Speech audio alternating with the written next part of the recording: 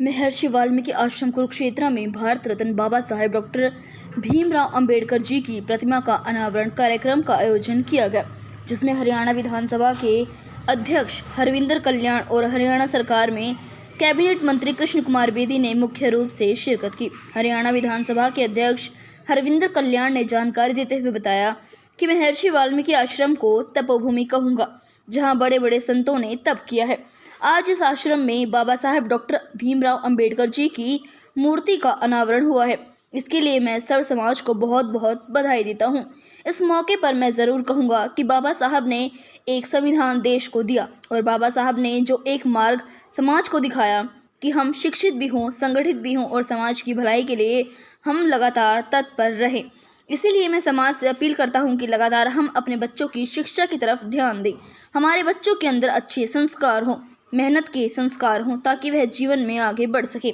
और वर्तमान सरकार जो बहुत गंभीरता से इस विषय पर काम कर रही है, चाहे वह व्यवस्था सुधार की बात है या एक मेरिट के आधार पर नौकरियां देने का काम वर्तमान सरकार कर रही है, निश्चित रूप से आज मेहनत करने वालों को उसका फल ज़रूर मिलता है।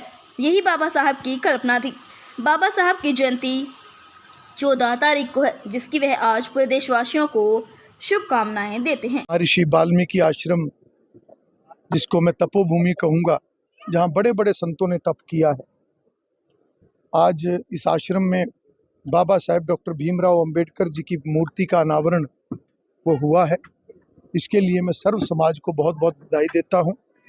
और इस मौके पर मैं ये जरूर कहूँगा कि बाबा साहब ने जो एक संविधान देश को दिया है और बाबा साहब ने जो एक मार्ग समाज को दिखाया है कि हम शिक्षित भी हों, संगठित भी हों और समाज की भलाई के लिए हम लगातार तत्पर रहें, तो मैं समाज से ये अपील करता हूं कि लगातार हम अपने बच्चों की शिक्षा की तरफ ध्यान दें, हमारे बच्चों के अंदर अच्छे संस्कार हों, मेहनत के संस्कार हों, ताकि वो जीवन में आगे बढ़ सकें। और वर्तमान सरकार जो बहुत गंभीरता से इस विषय पर काम कर रही है, चाहे वो व्यवस्था सुधार की बात है या आज जो एक फेयर रिक्रूटमेंट, एक ट्रांसपेरेंसी, पारदर्शिता, एक मेरिट के आधार पर नौकरियां देने का काम जो वर्तमान दौर में चला हुआ है, निश्चित रूप से आज मेहनत करने वालों को उनका अधिकार मिलता है। यही बाबा साहब की कल्पना थी और बाबा साहब की जयंती 14 तारीख को है। मैं उसकी भी एडवांस में सभी को बहुत बहुत शुभकामनाएं देता हूँ।